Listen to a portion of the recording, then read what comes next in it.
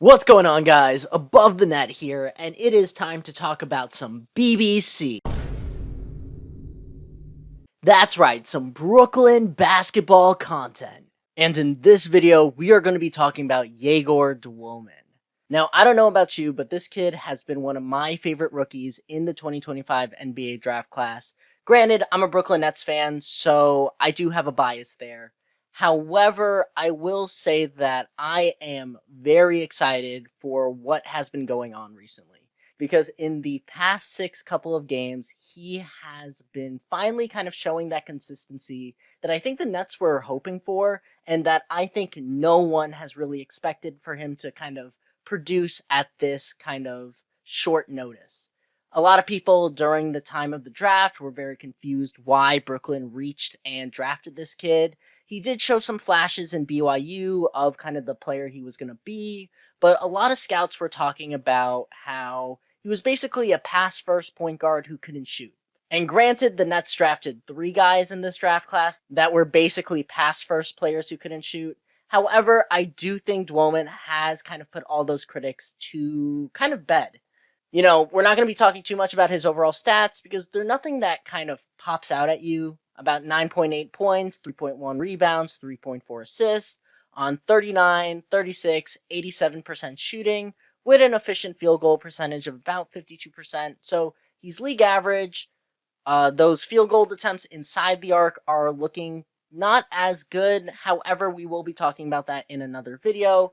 In today's video, I really want to talk about the last six games, which I've kind of hinted at already. But he's finally showing that consistency. You know, here and there we saw some flashes of what he can do, where he could put up high scoring games on very efficient shooting from behind the arc with really good kind of playmaking to turnover ratios.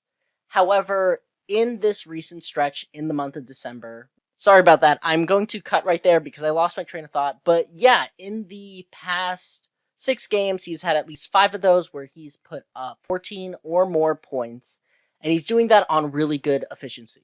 If I had to average out his games, he's averaging 16 points during this stretch on 40% shooting from three with about, I want to say, like 9 attempts per game. Yeah, about 9 attempts per game. And he's doing that while also still getting 3 assists. Now, granted, those assist numbers are pretty low, especially for a point guard. However, I think that's more of a byproduct of Brooklyn's more heliocentric kind of offense, which that's another topic for another day. But I really just wanted to highlight just how good he's been showing up. Again, you're probably not going to look at 16 points and say that's anything special. You know, the average all-star is putting up, what, 23 to 20 points a game. When you think of other draft class prospects in the 2025 draft, such as Con Knuppel and Cooper Flagg, I don't know why I was forgetting their names. Both of them are putting up 19 points, and Woman is only putting up 16 in a 6-game stretch. He's actually averaging, as I think I mentioned earlier, like about 10 points. But again, you got to realize that for this stacked 2025 draft class, 10 points is enough to be like the 8th to 10th best in scoring. And again, if Dwoman is drafted 8, he's right where he's supposed to be.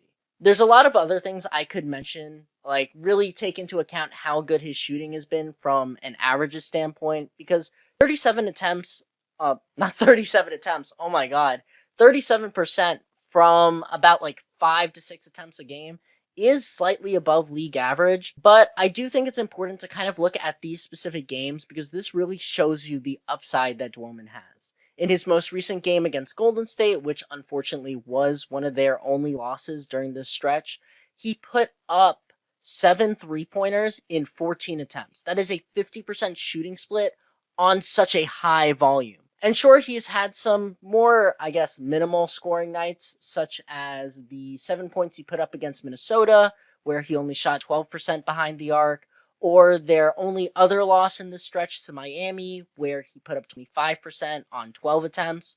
Those don't look great, but when you're looking at his other games where he's putting up over 8 attempts a game and he's averaging about 50% from 3, that is a clear indicator of the type of shooter he can be.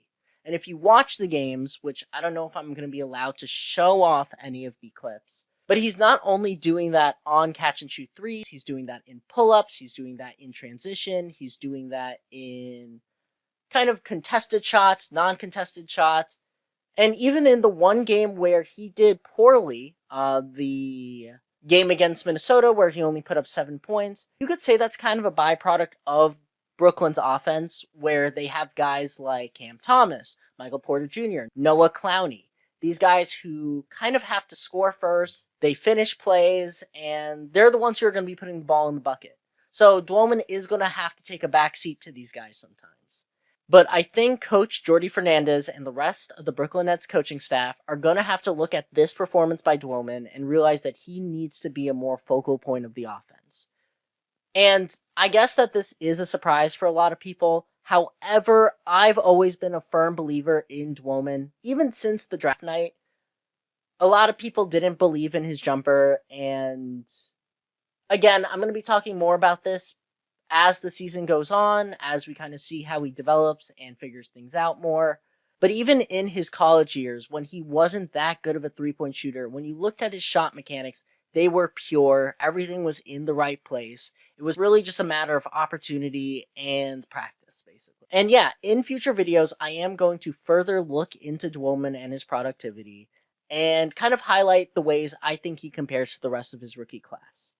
But let me know what you guys think in the comment section down below. If you stayed till the end of this video, please consider subscribing. I mean, you stuck around this long, so you must have enjoyed it. And also, comment down your thoughts and try hyping. I don't really know what that is, but it's something YouTube is trying. So they usually prioritize that stuff. Anyways, this has been Above the Net, and I will see you all next time.